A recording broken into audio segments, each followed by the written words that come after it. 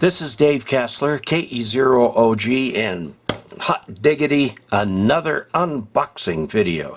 And this product, the MFJ-849 digital SWR and watt meter, is so new it's not even in their 2017 ham catalog. And this came in the mail, and it was in a simple white box with no padding or anything. So let's open it up and see just what we have inside. Now note that it's digital, okay? Looks like they've got four significant figures here. The reflected and the SWR, which is computed between the two. And you can run it at either HF or VHF, and it tells you the frequency range, and the other control is a button. Now this says it features a large display, yada yada. Okay, it will cover 2 meters as well as 70 centimeters, and 6 meters all the way to 160 meters. It says it's got a calibration point at 100 watts, power range of 0 to 200. Now that means you can't really use this with an amp, but I'm going to show you a way around that. Okay, the insertion loss less than 1B, it better not be very much, okay? Now, it says Starkville, Mississippi, but this particular device happens to be made in Taiwan. So, let's open her up, see what's inside. First thing we encounter is the little power cord. This is the power cord right here, and I'm going to use a knife to get that plastic off of there. Not real long. Fairly standard connector for a ham radio.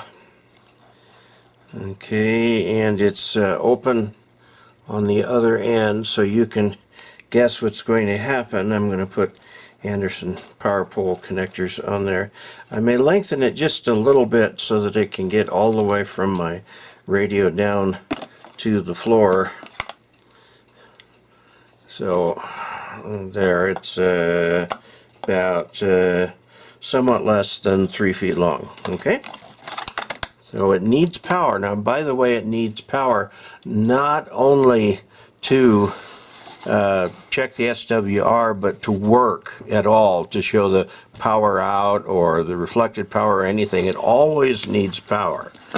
It's a little different from some of the analog watt meters. Now here is a piece of paper with the instructions. Now what's interesting about this piece of paper is that it is European A4 size. So it's a little bit longer than an American sheet and a little bit narrower. By the way, I say European.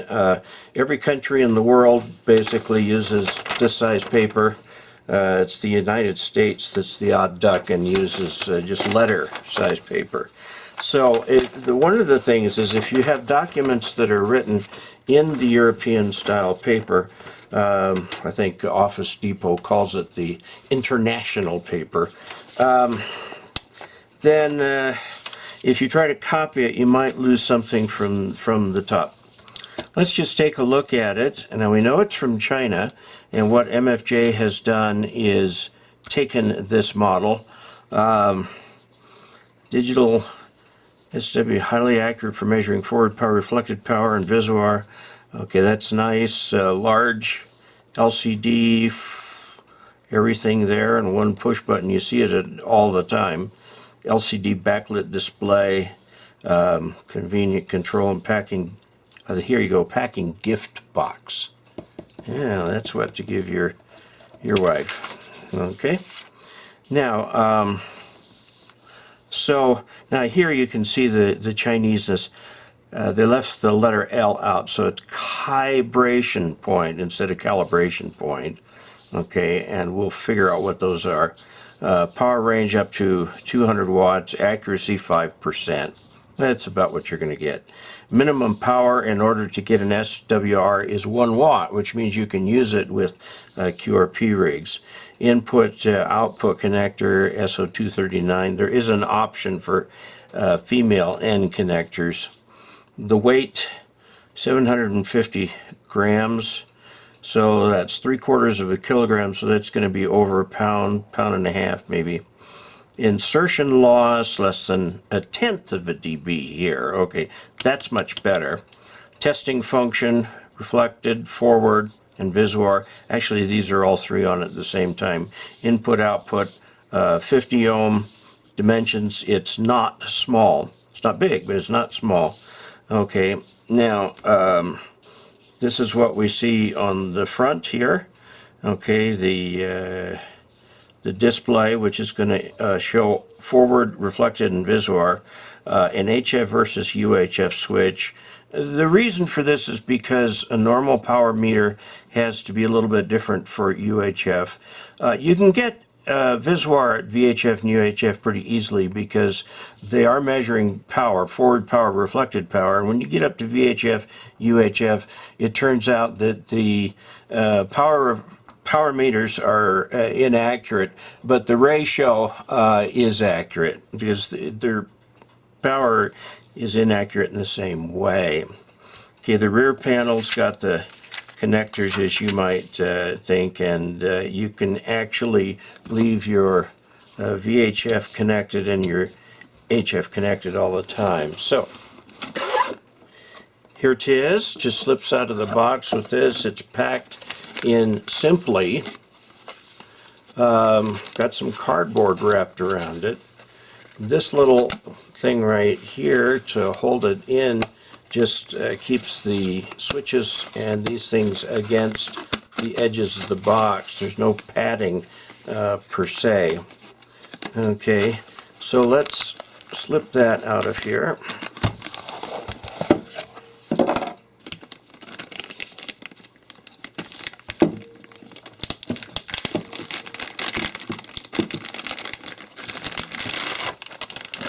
All right, here we have it. Now, this thing is remarkably heavy, and I wonder why, because I know that the components inside aren't going to be much, but anyway, these go to the transmitter. This is for the VHF, UHF, here and here, and right here, transmit antenna for HF, okay, and you plug in your 12 volts here. So let's plug it in and see what we get. Okay, so I'm using a 12 volt battery here. This is a Duracell. Okay, there we go. And this goes into here. Okay, and when it's first turned on, you get some gibberish on the screen, and then it immediately gets to where it's supposed to be. Okay, now it doesn't make any difference on the screen what the HF, VHF, so you have to remember and keep that in the correct position over there. Okay. It's fairly easily readable as it is turned away from you. It kind of fades away. You get stronger and fades away over here. Okay, so now what we're going to do is measure an SWR. Okay, I'm going to take a moment and set this up to do that. This is going to the MFJ. It says TR loop. It's actually not what I've got on it right now. I've got the cobweb antenna is on there. So over here, this is the antenna. So we'll be measuring the cobweb antenna. Boy, that shouldn't lock up that quickly.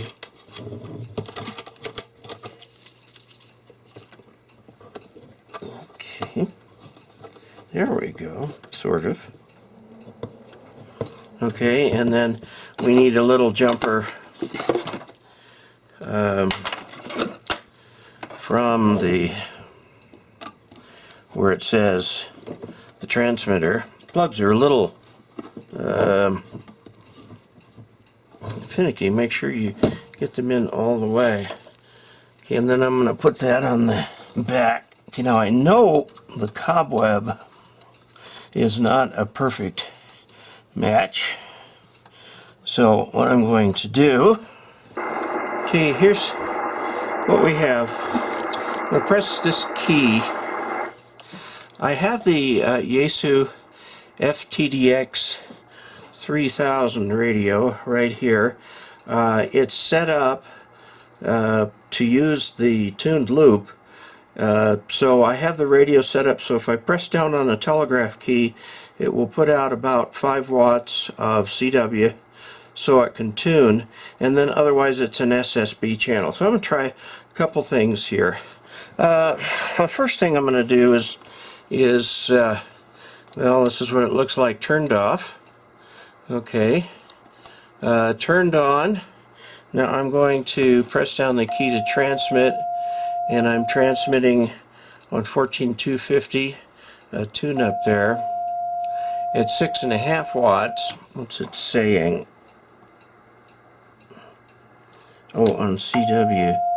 It says 5. It's actually putting out 6.5. That's the lowest it'll go. The reflected power is 0.12 watts, and the SWR is 1.3. And it bounces around a little bit because the antenna's outside and the wind is blowing at 4 miles an hour. So it does work very easily. You can use it for that. Now I'm going to try something a little different. I'm going to try transmitting on sideband, because on sideband, if you've ever noticed with the crossed needles, they're flopping around like crazy, so it's hard to tell what line they're intersecting over. So let's see what we've got. Hello. Hello. Hello. Hello. This is K0OG testing. K0OG testing. K0OG testing. Kilo Echo Zero Oscar Golf, doing a test on this a beautiful Wednesday afternoon. Hello test.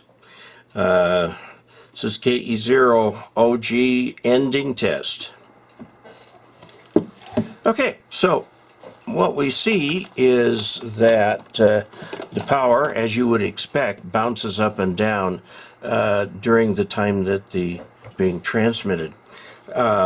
The SWR will remain kind of constant, but the problem is that these two numbers are jumping so much that when you try and do a digital division in here, you're going to get a little bit of jumping there. Notice this is not a peak and hold watt meter. It is a real-time watt meter. Now, I have to admit, I'm one of those people who likes to see dancing meters. It's just something that has been the case with me since I was first into radio. Let me show you what I mean by dancing meters. Take your time or it'll take you. Okay, I'm not sure how in focus this is, but we'll try it. This is an output for antenna 2. Hello test, hello test.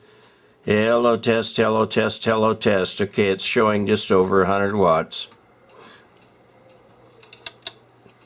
Now we put this in as an averaging meter, and we see, I'm sorry, a peak meter, and the needle's going to dance around. And here they'll hold the peak for just a little bit. As you can see, the SWR is excellent. K0OG testing, finished testing. Now I mentioned earlier that this has a maximum power of 200 watts. It's right there on the front of the panel. So you can't put this after an amplifier. But one thing you can do is this. Usually you want to tune up your final tuner, the one that's handles the amplifier's high power. You want to tune that up without the amplifier being on, because you can just do it with a little power from your rig and then put that power through this, okay, and turn the amplifier to standby, and then you can tune just with the power from the radio, get everything set up. What you'll be reading here is the actual SWR for the antenna, because the amplifier is in bypass, okay? Now once you turn the antenna on, what you're going to be reading here is the SWR between the rig and the amplifier, which should be very good. If it is not very good, that's indicative of a problem. And you go in and test that and find out what's going on. Okay, so this meter does not require any button pushing or anything to measure the SWR. It's always displayed right there.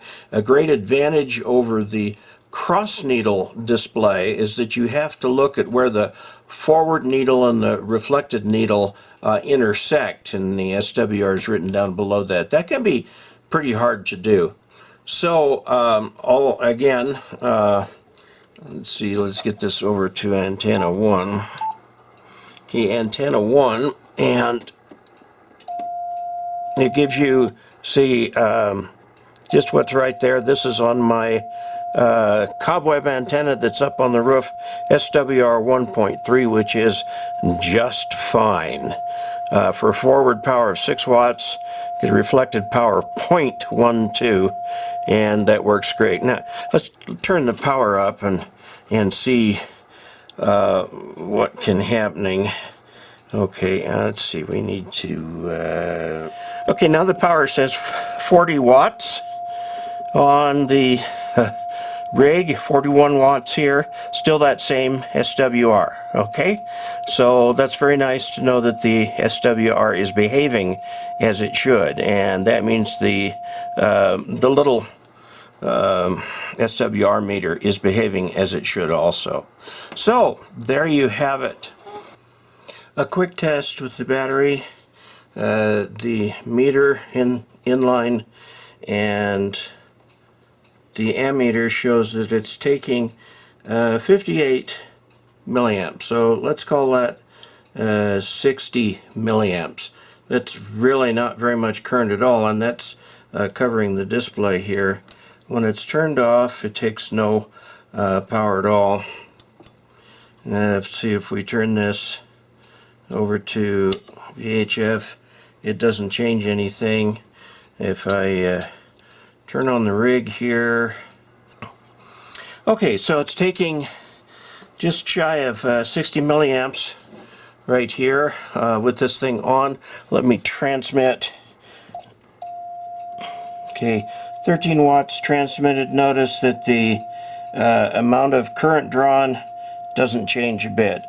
So with just 60 milliamps, this might be something you could take along with you for a QRP run or something in a Go kit or some other thing like that. It's really not very much power. Okay, I suppose we have to look inside of it. Here's there. Now if we look down behind there, there is the LCD, or the board that comes behind the liquid crystal display. Over here is the board where the actual values of, or actual samples are taken. Note the adjustable potentiometers there. Don't adjust them, leave them alone. These boxes right here contain the actual diodes and little things that are used to collect the voltages for forward power and reverse power. And then there's this is really just a connections board here. It's on the back here. You can just see the little, boy, you can just see the little surface mount devices that are in there. So there's quite a bit in here. It's sturdy, it's put together strong. So this is the kind of meter that properly treated could last a very, very long time.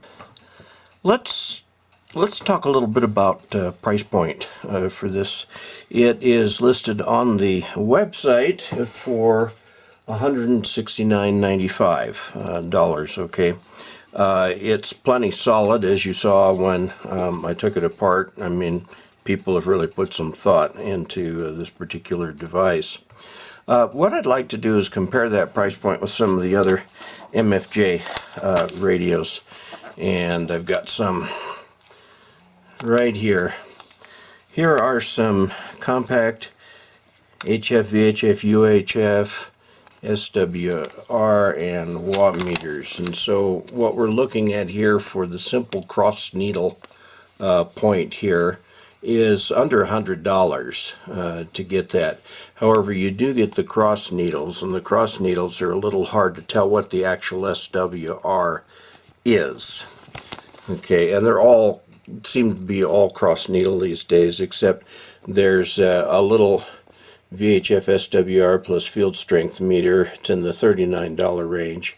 Now, if you look down here at the digital, here's a digital right here that operates on batteries. On HF, we're looking at that for $100. Okay. Now, if we get over here to the big watt meters, up in the 149 range. Here's one for 219. It's supposedly absolutely huge. There is a nice little QRP watt meter right there for not terribly much money. So that gives you an idea of the price range. They do have a digital one here. This is their digital one, typical MFJ style. It tells you the forward and the reflected and the SWR, okay? And you can read either peak or watch it in real time. I like the peak to see what I'm actually getting out. So there are modes that can be used here beyond just the one that this other thing had. That's $179.95, so that's $10 more than this, which is $169. This does not have the peak reading. It's just reading the average all the time. So I guess it's appropriately priced for where it is. You pay a premium for digital. And this is very sturdily built. I know the other MFJ ones would be the same.